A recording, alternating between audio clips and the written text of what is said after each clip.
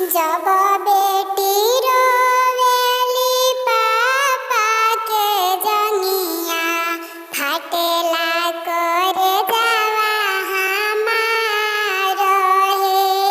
फाटेला करे जावा हमार हे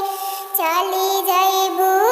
हो बेटी अपना ससुरावा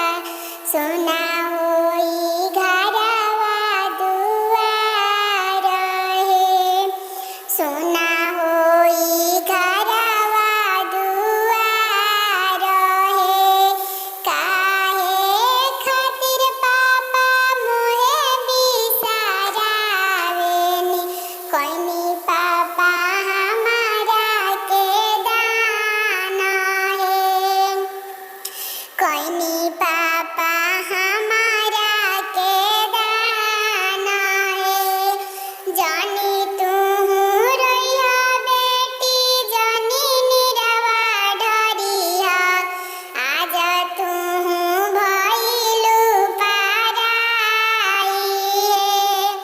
आज तू भइलू पाराई हे तोहरा तो बड़े पापा एक लाख गइया भैंसी तो लाख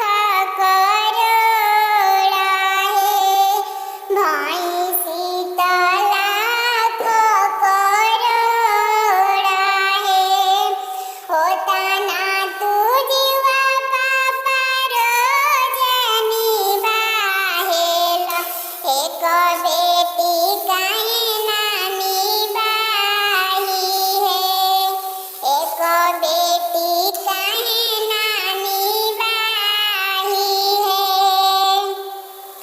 अरे जब तू रहलू बेटी लाड़ी दुलारी खेललू हमारा तू गोद हे अब तू